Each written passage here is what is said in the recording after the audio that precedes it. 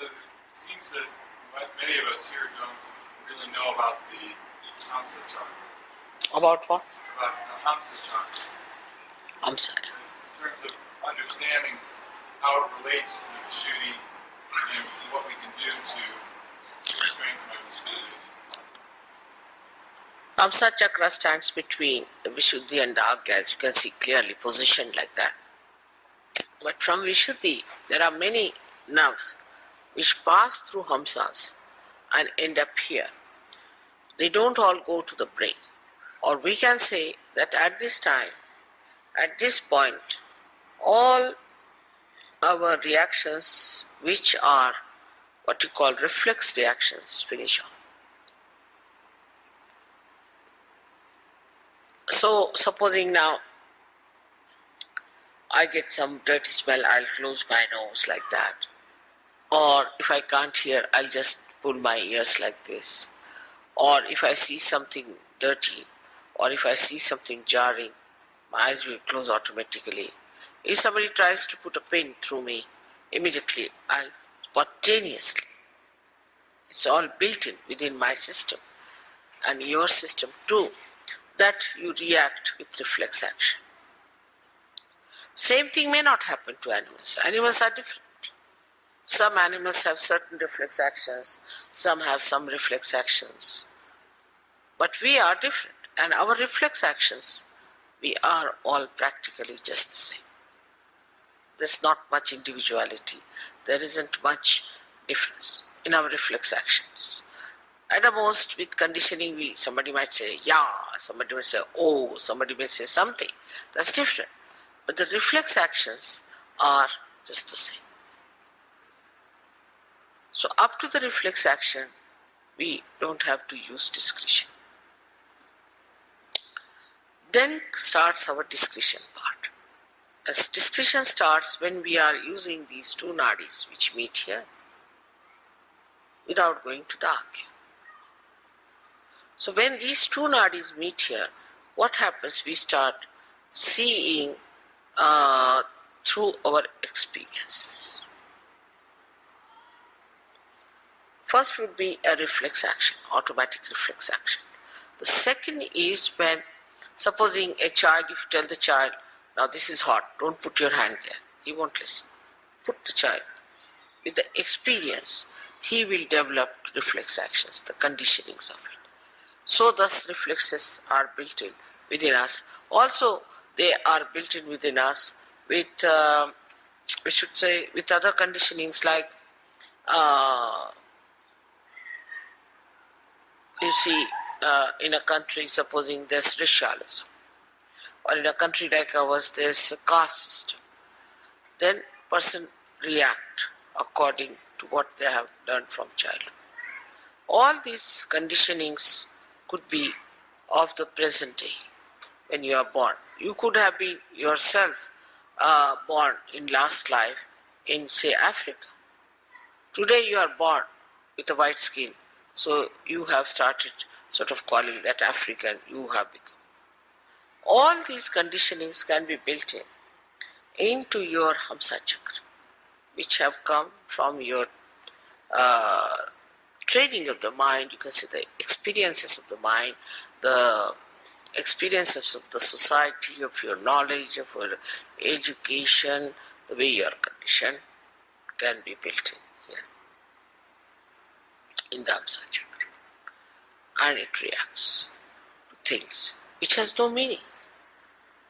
If you I hate someone, why? Because that person wears a blue jean or something, or you can say a green shirt. Now this is built in your mind. Or sometimes this falling in love also comes from the same kind of a conditioning. Supposing you had met somebody who had, say, blue eyes and was kind to you. So you have fascination for a person who has blue eyes. There's no pure idea about beauty, there's no pure idea of happiness, there's no pure idea of aesthetics. All is conditioned. For some people this is beautiful, for somebody this is not beautiful. So this is the place where these interchanges take place between both the nadis. And here the Hamsa lies outside the path of Kundalini. They sort of come out here, out of the path of Kundalini. It's very surprising. When the Kundalini moves, she goes from Vishuddhi direct to Agya. Now, how can we improve our Hamsa? Is a big problem. Because if our Hamsa is sick, is over-conditioned, the Kundalini cannot work on it. It just gives up. Now, so for Hamsa we use all these physical things. Like I said, put the ghee in the nose. Keep it in a way that it is nourished properly. Because Kundalini, if it tries to, too much will have problem. Problem because as it is, most of our time we spend in such a manner that your Hamsa things become what you call the epithelial cells, the linings become dried out.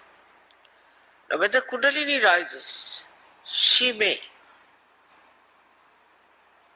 try to create a problem more for that dryness.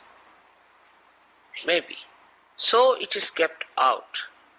But it has an effect in the sense that even if there is a light outside, it can fall inside. So it's not the Kundalini directly that affects your Hamsa. It is like when the Kundalini awakens, you yourself see now that a person is, whether he is fair complexioned or dark complexioned, he is a human being, you reason it out and Hamsa clears up. Then you see yourself that, oh, I am very egoistical. You start seeing yourself through your Agya. Start seeing that I am so conditioned. So you reason it out. And that's how you correct your conditionings. This is what is Hamsa Chakra. So Hamsa Chakra cannot be done if just you are a realized soul, but is an effect, is the symptom of your Kundalini awakening. Some people think that you develop discretion just as the Kundalini rises. Is that wrong? No. That has to be deliberately seen, that you build up that discretion within yourself. But once it is built, for example, my discretion is absolute. I just know what it is. See, my conditioning here is absolute. Is one with the Kundalini, one with reality. But for human beings, it has to be reflected by understanding. Like a child, he touches something hot and it is hot. Now this is hot because it's heated up. So you see a person is catching on the right heart. Right, he's catching on the right heart means he has got a right heart and he is suffering from such and such thing. You have to see it yourself. Now, if you tell the person, are you suffering from, say, asthma? He said, yes. How do you know? I know it because I have learnt it through my finger, which was burning. That's why I know it is.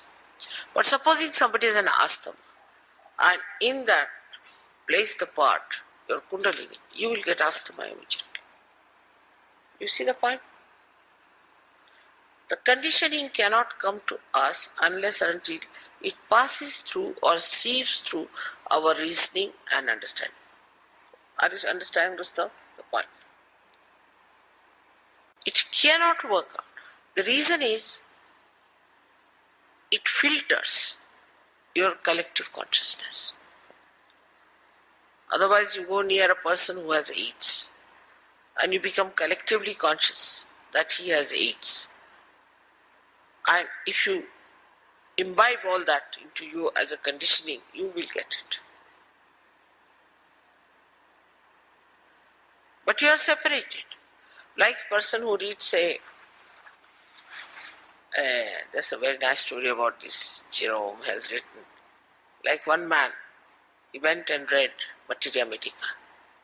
Went and told doctor that doctor, I have all the diseases except for one, which is housewife's knee. He said, how is it you haven't got it? Because I am not a housewife. So he got conditioned into all the diseases. That's how many people get diseases. But thank God there's a filter. If somebody has a disease, you don't get it because you can filter it. But Hamsa Chakra could be affected by badas. That's one problem. If some bada passes through the nose, you might. Some viruses pass through the nose, you might. Affected means it can get sick. But one must understand the discrimination between the two. Say there's a virus infection outside. It can pass into your Hamsa Chakra and can give you a problem of sinus, this, that, physical. But you won't become like a person who has given you virus infection. So there is a filter. But supposing there's a person who is very hectic and you come in contact with that person, he's very hectic, so your swadhisthana can take over. You can become hectic with that person. Living with that person, you can become hectic. But as far as the Hamsa is concerned, with anybody you live, your Hamsa doesn't carry the complete impact of that because there's a filter. So now if you have to develop the discretion, you have to learn. You have to understand. It doesn't come automatically. But with children who are born realized, their Hamsa is so developed that they know it, what is right, what is wrong. Because their Hamsa is so much trained that way, they don't have to use much understanding. But those who are now growing up, have become now Sahajogis, have to know through their own experiences their Hamsa. It's a filter also. But for a child, he knows what is right, what is wrong. Because his Hamsa is developed. In India, when the child is born, he is massaged nicely. Oiling is the best way to have a good Hamsa. Oil his head, oil his body, put some drops in the nose, everything.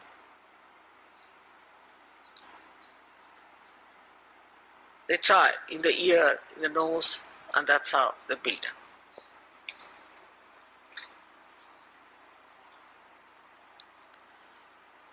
So, what I have to say that physically you should help your Hamsa Chakra by using ghee and all that.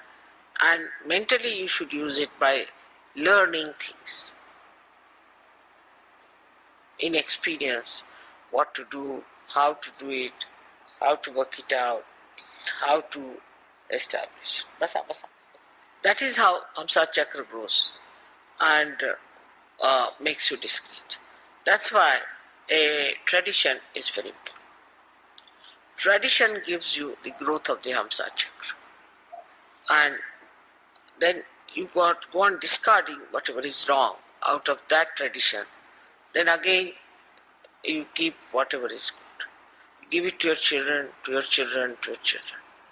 So the discretion comes to a person who is traditionally built up better than a person who has no traditions.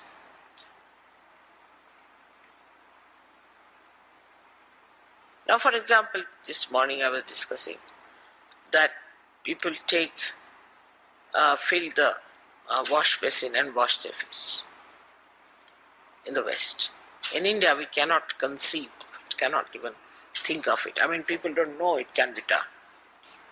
Because in traditional way, it has come out that if you're washing your face and again your water goes into there, then all the dirt is in it, again you're using the same water. So you cannot have complete.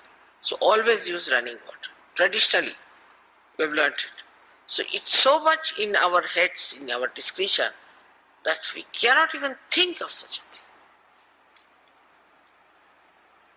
Simple thing that Muladhara must be cleaned and washed. Any Indian you take it, he knows that is because they must have had some problems before. Whether he is in the north, is in the south, east or west, ask him. Auspiciousness is another thing. Is so much imbibed in the tradition. But if you have a tradition, say, of doing things which are absurd, also you can have traditions like that. Like very primitive people have all kinds of traditions which are very absurd. I was told that if you go to Ladakh, what they do, somebody dies, then keep the hand of the dead person in the house all the time like that. They think that that helps. But with tradition, which is wrong, by discarding that, they will understand is wrong. So the more traditional you are, the ancient you are, you learn many things. Like we would say, English are in a way traditional. So supposing there's a lady coming down, and you are coming with a lady, then the man will be in front automatically. He'll just move. But if she's going up, then man will follow her. Just happens automatically. Because traditionally they have learned that if you are going down, the lady may fall or something, so we should be in front. So what you call as the traditional habits of person gives you this Hamsa. And these habits are built better and better with trial and error methods. And that's how you develop it. Now for people who are Sahaja Yogis, it's much easier to imbibe them. Because if you see something, yes, that's wrong, you should not do it, finished. But you should be so clear-cut about it and should determine. It works out, your answer will be all right. But you tell them 10 times, till they'll do the same thing. Then that means that Hamsa is not willing to accept.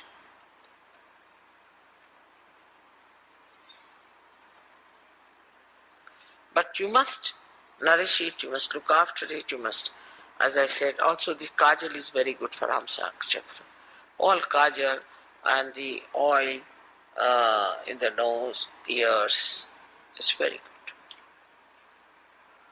All acts for that. Even, say, stalking other person, to talk discreetly, is to say something which doesn't lose its power of affecting that person.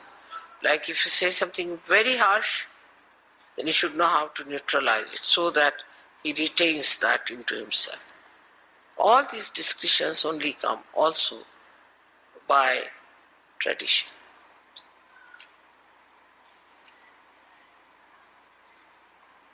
When you find something that is futile, in a collective way, in a tradition, drops out. So the blessings of the tradition is great, but greater are the blessings of your spirit. And the blessings of the spirit are such that through your vibrations, immediately you know this is wrong. But you have to be honest about it, and you just give up. You want to ascend, you want to improve your vibrations. So for that, whatever is needed, you will do.